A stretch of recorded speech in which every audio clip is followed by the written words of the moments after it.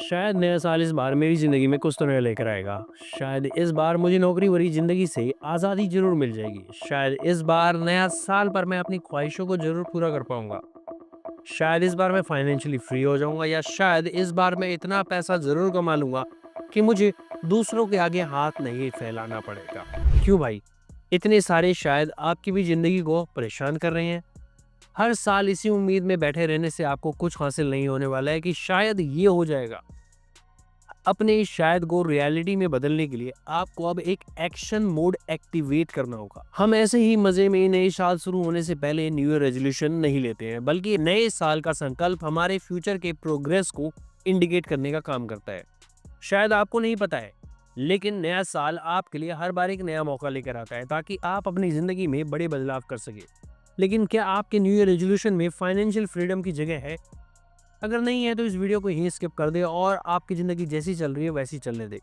लेकिन अगर आप चाहते हैं कि आपका आने वाला नया साल आपके लिए और आपके परिवार के लिए खुशियों भरा हो, जहां पैसे की कोई किल्लत ना हो, तब आपको इस वीडियो को एंड तक देखने की जरूरत है।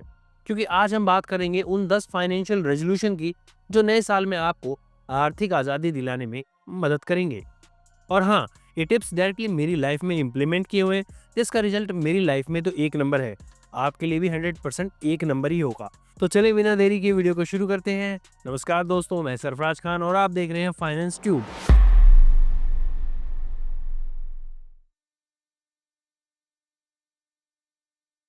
मेरे हिसाब से पहला न्यू ईयर रेजोल्यूशन सबसे आसान है, लेकिन करता कोई नहीं है। वो ये है कि आज से ही अपना इनकम और एक्सपेंस को ट्रैक करना शुरू करें। रॉबर्ट कियोस्की की book rich dad poor dad में एक लाइन है, it not about how much you money make but how much you money keep. मतलब ये है कि इससे फर्क नहीं पड़ता कि आप कितना पैसा कमाते हो, बल्कि फर्क इस बात से पड़ता है कि आप कितना पैसा बचाते हो। अगर आपको रियली जानना है कि हर महीने आपका कितना पैसा बचता है, तो इसके लिए आपको 100% अपने इनकम और एक्सपेंस को ट्रैक करना होगा, लिखना होगा, ताकि इस बात का आपको पता चल सके कि आप हर महीने कमाते कितना हो और गवाते कितना हो। अपने इनकम और एक्सपेंस को ट्रैक करना कोई बड़ा काम नहीं है, ये आप रोजाना सिर्फ 5 मिनट देकर कर सकते हैं। अगर आपने मेरी पहली वीडियो देखी होगी तो आपको इस बारे में बखूबी पता होगा कि मैंने अपनी इनकम और एक्सपेंस को ट्रैक करने के लिए एक एक्सपेंस ट्रैकर शीट बना रखी है। इस शीट को मैं रोजाना 5 मिनट देकर खर्चों को अपडेट करता हूँ और मंथ के एंड में ये शीट मुझे खुद ब खुद बता देती है कि इस महीने मैंने कितना कमाया, कितना गवाया और कितना बचाया। अब कोई मजाक नहीं चलेगा।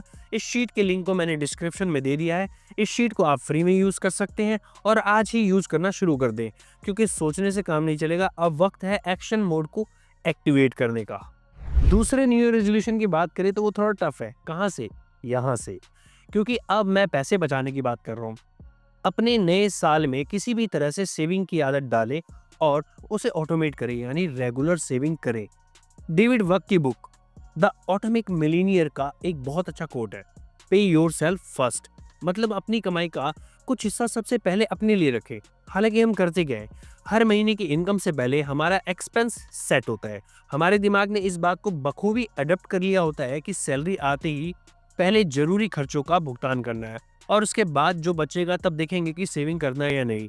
हर नौकरी पेशा इंसान इस बीमारी से जूझ रहा है कि मंथ एंड होते ही उसकी पॉकेट 200% खाली हो जाती है, यानी मंथ एंड के साथ ही वो इंसान कर्ज या उधारी के जाल में फंस जाता है। उस इंसान की किस्मत इतनी खराब है कि सैलरी आएगी कहाँ से उसे नहीं पता, लेकिन जाएगी कहाँ उसे जरूर पता है, क्योंकि पूरी सैलरी ने कर्ज उतारने का बीड़ा जो ले रखा है। मैंने 8 साल दूसरों की कंपनी में काम किया है और जब मैं जॉब करता था तो मेरा भी हाल कुछ ऐसा ही था। हालांकि धीरे धीरे मैंने सेविंग और इन्वेस्टमेंट पर फोकस करना शुरू किया और आज मैं वैसा हूँ जैसा मैंने अपने नए साल को शुरू होने से पहले अपना रेजोल्यूशन लिया था। हर महीने मैं सेविंग के लिए अपनी इनकम का 20% पहले से अलग कर लेता हूँ और जो 80% इनकम होती है उससे मैं अपनी जरूरी खर्चों और कर्जों का भुगतान करता हूँ। मैंने अपने सेविंग और एक्सपेंस को कंट्रोल करने के लिए 50-20-20-10 का बजट बना रखा है, यानी कि 50% इनकम रेगुलर यूज की चीजों के लिए है, 20% income personal and family use के लिए है और बची हुई 20% इनकम जो है उसे मैं इन्वेस्टमेंट और सेविंग के लिए बचा के रखता हूँ और बची हुई जो लास्ट 10% इनकम है उसे मैं इमरजेंसी फंड के तौर पे जमा करता हूँ। यानी देखा जाए तो मैं सीधा सीधा अपनी इनकम का 30% सेविंग और इन्वेस्टमेंट के लिए बचत करके रखता हूँ। अब ये आप पे डिपेंड करता है कि आप खुद से कितना प्यार करते हैं और खुद के लिए कितना बचत करते हैं। अगर आप सेविंग पर फोकस नहीं कर रहे हैं तो करना शुरू कर दें। थोड़े से ही करें, लेकिन ज़रूर करें। मेरी एक बात दिमाग में डाल लो, आपके दोस्त, यार या फैमिली रिश्तेदार का मुझे बिल्कुल भी नहीं पता है, लेकिन आपको फाइनेंशियली फ्रीडम दिलाने के लिए आपके सेविंग और इन्वेस्टमेंट ही आपको फ्यूचर में सपोर्ट करेगी। अगर मैं पूछूं तो क्या आपको पता है कि आपको फाइनेंशियल फ्रीडम चाहिए तो चाहिए क्यों? ये सवाल ही आपके तीसरे न्यू ईयर रेजोल्यूशन को सॉलिड बेस देता है। यानी आपको अपना फाइनेंशियल गोल सेट करने की जरूरत है। फाइनेंशियल गोल्स को सेट करना इसलिए भी बहुत जरूरी है कि अगर आपको पता ही नहीं है कि जाना कहाँ है, तो आप सही रास्ते पर कैसे चलेंगे। मेरे पास ऐसे हजारों लोगों की लिस्ट है जो लाखों रुपए महीना कमा रहे हैं, लेकिन फाइनेंशियल गोल ना सेट होने की वजह से वो बेचारे करोड़ों के कर्ज में फंस चुके हैं। वो अपनी पूरी इच्छा शक्ति को मार चुके हैं। उन्हें लगता है कि अब उनकी जिंदगी में कुछ भी सही नहीं हो सकता है, जिस वजह से वो अपनी जिंदगी को सही से गुजार भी नहीं पा रहे हैं। तो फाइनेंशियल फ्रीडम की बात तो फजूल की है उनके लिए। देखो, फाइनेंशियल गोल्स कुछ भी हो सकते हैं, जैसे लाइफ टाइम इमरजेंसी फंड का होना, अपने हिसाब का घर खरीदना, अपने किसी शौक को पूरा करना या कम उम्र में रिटायरमेंट का प्लान बनाना। अगर मैं अपनी बात करूं तो अपने फाइनेंशियल गोल्स को 3 अलग अलग टर्म में डिवाइड करना बहुत जरूरी है। पहला 1 ईयर फाइनेंशियल गोल, दूसरा 5 ईयर फाइनेंशियल गोल और तीसरा रिटायरमेंट फाइनेंशियल गोल। अब मैं हर एक को एक्सप्लेन करके बताता हूँ कि ये क्यों जरूरी है। 1 ईयर फाइनेंशियल गोल एक शॉर्ट टर्म गोल होता है जो आपकी छोटी छोटी जरूरतों को इंडिकेट करता है।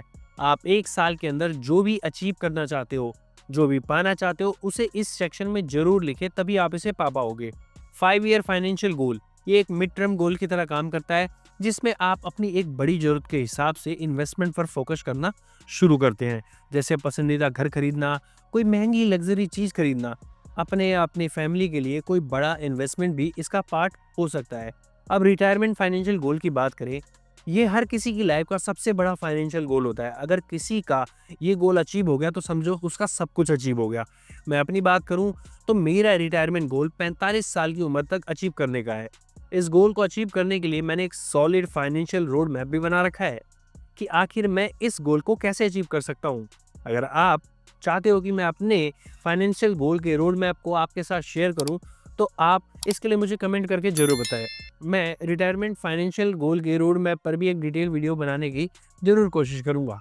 देखो भाई, कुछ पाना है तो कुछ खोने की जरूरत नहीं है, लेकिन इसके लिए कुछ करना जरूर पड़ेगा। और जब बात फाइनेंशियल फ्रीडम की है तो आपको बहुत सारा जमा घटा गुना और भाग करने की जरूरत पड़ेगी। जब तक दिमाग को काम पर नहीं लगाओगे तब तक ये बिल्कुल भी उम्मीद मत रखना कि आप कुछ अचीव कर पाओगे।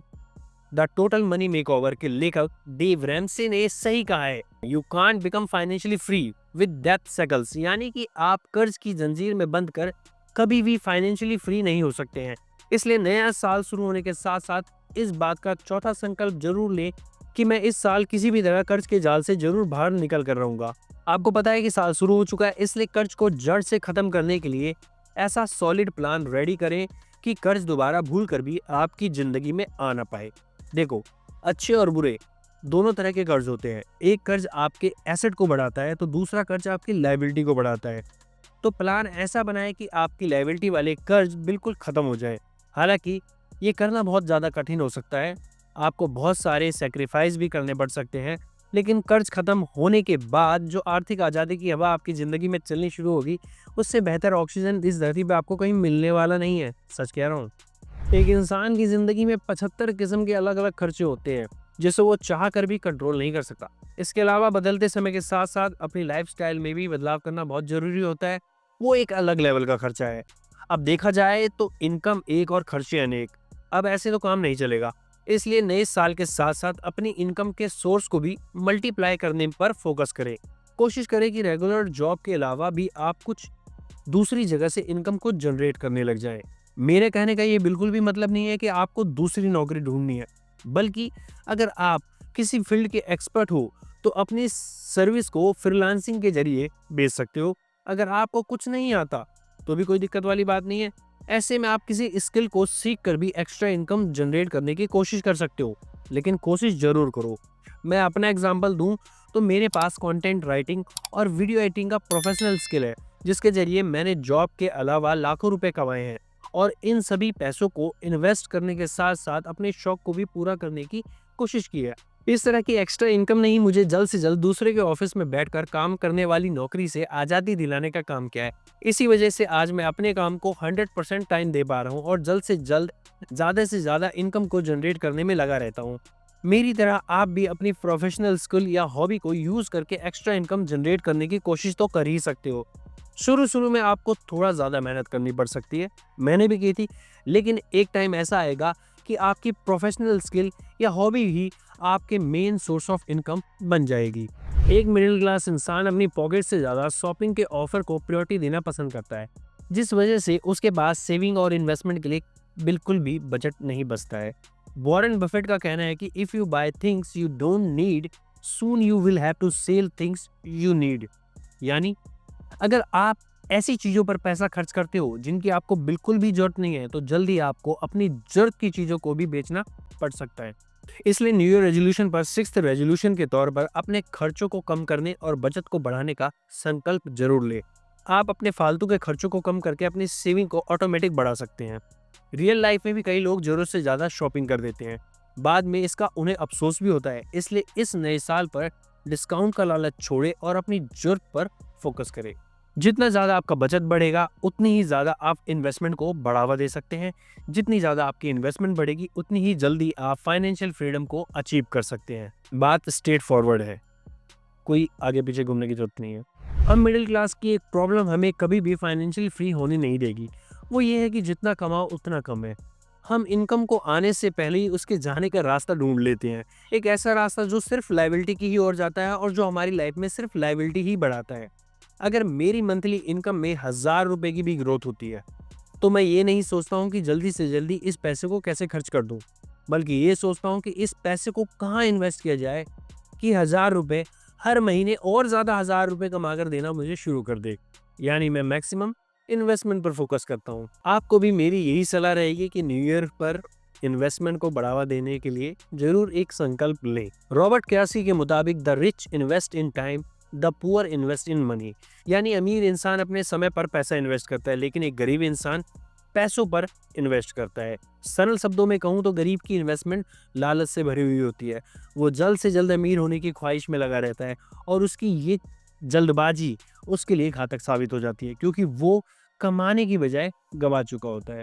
एक अमीर इंसान अपनी इन्वेस्टमेंट को मैच्योर होने का पूरा टाइम देता है ताकि उसकी इन्वेस्टमेंट उसे ज़्यादा और ज़्यादा पैसा कमा कर दे सके। अमीर इंसान इन्वेस्टमेंट के लिए हर रोज़ कुछ नया सीखता रहता है। मैं भी ऐसे ही करता हूँ, ताकि वो कुछ ऐसी गलती ना कर दे जिससे उसकी कमाई घाटे का सौदा ना बन जाए। मेरी आपको यही सलाह है कि अगर आप भी अपना वेल्थ क्रिएट करना चाहते हैं, तो आपको अपनी सेविंग को सही जगह इन्वेस्ट करने के बारे में पता होना चाहिए। इसके लिए आप छोटी छोटी SIP से शुरुआत कर सकते हैं। इसके अलावा आप स्टॉक्स में इन्वेस्टिंग करने के बारे में सीख भी सकते हैं। बस ये ज़रूर याद रखें कि बिना सोचे समझे और बिना विचार किए कहीं भी इन्वेस्ट बिल्कुल भी नहीं करें। मैं अपनी छोटी छोटी इन्वेस्टमेंट का आपको एक सैंपल दिखा देता हूँ। मैं हर महीने 3 अलग अलग SIP में 1000 रुपये इन्वेस्ट करता हूँ। मेरी ये इन्वेस्टमेंट लॉन्ग टर्म के लिए होने वाली है, यानी मेरे रिटायरमेंट तक, जिसे अभी 30 साल बाकी है। अगर मैंने अपनी SIP को ऐसे ही कंटिन्यू रखा तो मुझे मेरी ये इन्वेस्टमेंट मैच्योर होने पर 1 करोड़ के आसपास की इनकम दे सकती है। लेकिन मेरा ये टारगेट है कि अगले 6 महीने में मैं इस इन्वेस्टमेंट को डबल करके रहूँगा, ताकि मैं 60 साल में नहीं बल्कि 45 साल की उम्र तक इतना ज़्यादा पैसा जमा कर लूँ कि दोबारा मुझे कुछ करना ही ना पड़े। तो आप भी बिना देरी करे थोड़ा सीखें, समझदार लोगों से बात करें और छोटी ही सही लेकिन इन्वेस्टमेंट शुरू करें। 8वां न्यू ईयर रेजोल्यूशन है खुद को फाइनेंशियली एजुकेट करें। इस रेजोल्यूशन को आप एक एंटरटेनमेंट या हॉबी की तरह अपनी लाइफ में इम्प्लीमेंट कर सकते हैं। इसमें आपको खूब पढ़ना है, कुछ नया सीखना है, डिजिटल वर्ल्ड है, सब कुछ आपको अपने मोबाइल में मौजूद मिल जाएगा, बस एक इंटरनेट चाहिए। ऑनलाइन आपको ढेर सारे लोग मेरी तरह फ्री में फाइनेंशियल एजुकेशन देने के लिए बैठे हैं। हज़ारों वीडियो हैं, लाखों किताबें हैं, उन्हें आपका बस कुछ समय चाहिए। सीधी सी बात कहूँ तो अगर आप खुद को फाइनेंशियल एजुकेट करने के लिए आज समय नहीं निकाल पाएंगे, तो कल आपको बर्बादी से बचाने के लिए समय भी अपना समय नहीं निकाल पाएगा। जब मैं खुद 9 से 6 की नौकरी करता था, तो मेट्रो के 1 घंटे के सफ़र में फाइनेंशियल एजुकेशन से रिलेटेड बुक्स को पढ़ता था और उनसे रिलेटेड वीडियोस देखा करता था। बात साफ है, जितना हम खुद को निखारने की कोशिश करेंगे उतनी ही चमक हमारे चेहरे पर नजर आएगी। इसी तरह आपको अपनी दिमाग को फाइनेंशियली स्ट्रांग बनाने के लिए निखारने और तराशने की जरूरत है। अब तो मैं खुद ही फाइनेंशियल एजुकेशन से रिलेटेड वीडियोस बनाता हूँ और मेरे पास बुक्स का कलेक्शन हो गया है। मैं हर महीने कम से कम 3 किताबें जरूर पढ़ने की कोशिश करता हूँ। आप भी मेरी तरह हर महीने कुछ समय निकालें और फाइनेंशियल एजुकेशन से रिलेटेड किताबों, वीडियो या ऑनलाइन कोर्सेज से फाइनेंशियल एजुकेशन ले। इससे आपके पास पैसों की सही जानकारी होगी और आप एक बेहतर डिसीजन लेने में सक्षम हो सकते हैं। उम्मीद है कि मेरी वीडियोस से आपकी लाइफ पर जरूर कुछ ना कुछ पॉजिटिव इम्पैक्ट पड़ा होगा। अगर थोड़ा सा भी पड़ा है तो कमेंट करके आप मुझे प्रोत्साहित कर सकते हैं।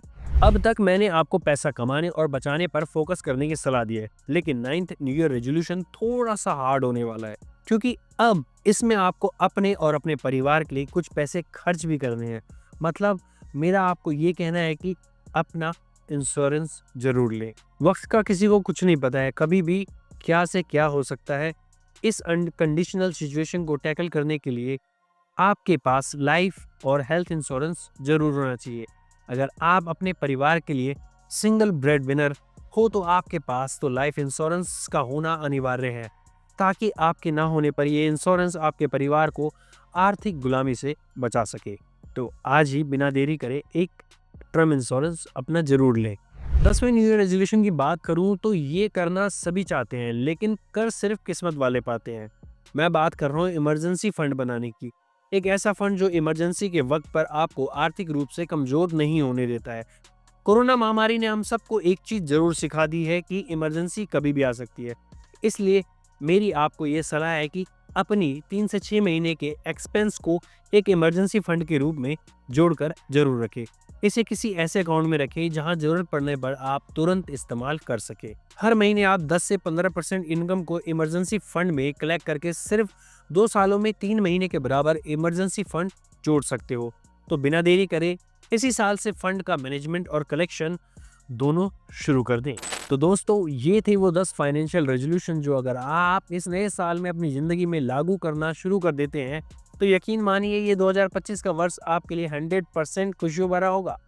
मेरा ये मानना है कि जिस तरह हम अपने फाइनेंस का ख्याल रखते हैं उसी तरह हमारा फाइनेंशियल स्ट्रक्चर हमारा ख्याल रखना शुरू कर देता है। हो सकता है कि शुरू में आप इन 10 के 10 फाइनेंशियल रेजोल्यूशन को अपनी लाइफ में अप्लाई ना कर पाएं, तो इसमें घबराने वाली कोई बात नहीं है। पहले महीने में 2-3 फाइनेंशियल रेजोल्यूशन को अपनी लाइफ में जरूर अप्लाई करने की कोशिश करें। अगर मेरा सजेशंस आपको पसंद आए हों तो कमेंट करके थोड़ा प्रोत्साहित मुझे कर सकते हैं। अगर आपको ये वीडियो पसंद आई हो तो वीडियो को लाइक करें और ऐसा ही और फाइनेंशियल टिप्स के लिए हमारे चैनल को सब्सक्राइब करना ना भूलें।